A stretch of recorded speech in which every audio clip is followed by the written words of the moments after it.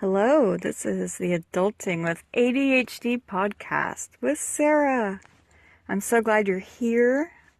This is a podcast for women with ADHD just like me. Right off the bat, if this isn't painfully obvious, I'm an amateur. This is actually my very first podcast episode ever, so be gentle, okay?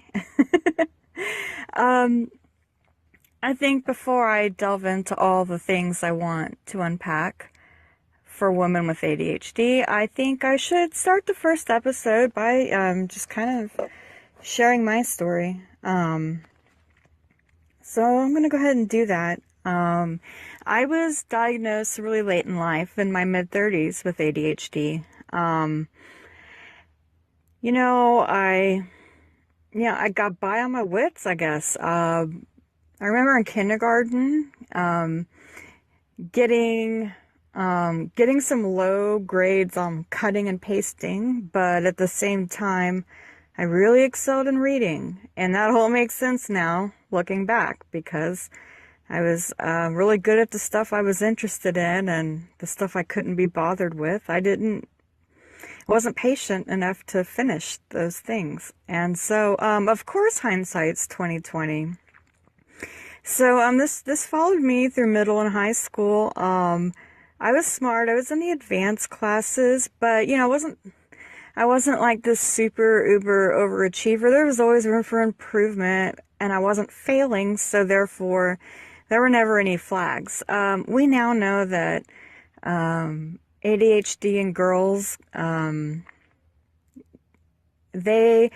it can express itself differently. It could present differently. So yeah, I'm an attentive type. So those daydreamers, that kind of stuff. So I fell through the cracks. Made it to college. Got into a good school.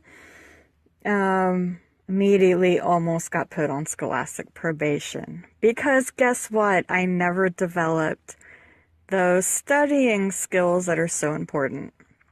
I did, however, develop a passion for journalism. So I was working at the best damn college newspaper in the nation, I always like to say. And I was, covering these really hot stories, chasing ambulances, going to the Capitol. I had a very exciting college career. It just wasn't in the books. I was already working. And, that may have served me well, but not when you're trying to make good grades,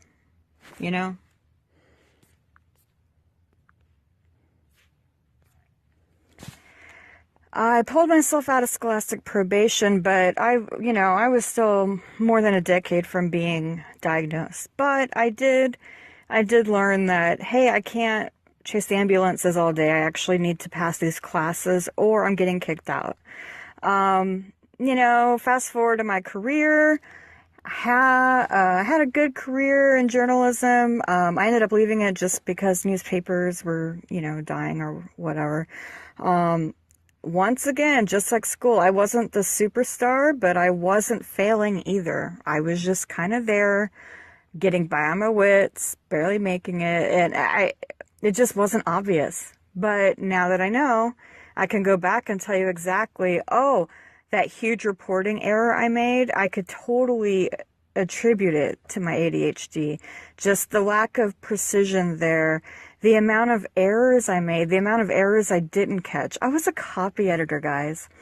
And I remember one of my performance reviews, the guy said I was underperforming compared to my peers. I mean, and he was right. I thought he was a jerk, but he was right. And it never, I think in the back of my mind, I always knew something was up, but whatever, right? So I kept trucking. I made a career change. I became an entrepreneur, which really was awesome for me. And then the economy went bad, so I had to go get a real job. And this real job, it was a really awesome job, but the people there performed at a very high level. And this, my friends, is how I found out I had ADHD. Because I was performing at such a level that failure was not an option. Honestly, I had a conversation with my boss after enough mistakes. And I mean, it was basically, the conversation amounted to, you can't make any more mistakes. None, or you're out. And he was a great boss, but he was just telling me how it was, you know? So, that scared the crap out of me. And at the time, I had already been seeing a psychiatrist. I also, I have depression. I have anxiety disorder. I will later learn these were all tied into the ADHD as well. So I had already been seeking treatment for that, and she had already diagnosed me with ADHD when I got this like really bad news that, hey, you're screwing up way too badly, and yeah. So it was good timing. I broke down and ended up telling my my boss and my supervisor. I ended up just telling them what was going on, that I had it, and that my medicine was literally in the mail. And it's not something I wanted to talk about, because at the time it felt like an excuse. It felt like I was putting a name on something instead of owning my dysfunction. But now I know better. And I got a lot of great recommendations from my psychiatrist, and included a lot of tips on changing my work environment, limiting distractions, plugging into white noise, went on medication. And I've been on the medication, and I've been off medication when I was pregnant. So by no means is medication the only way to manage it, but I am totally all about the medication in my case. So that's a kind of ADHD I am. I feel like everybody's story is different.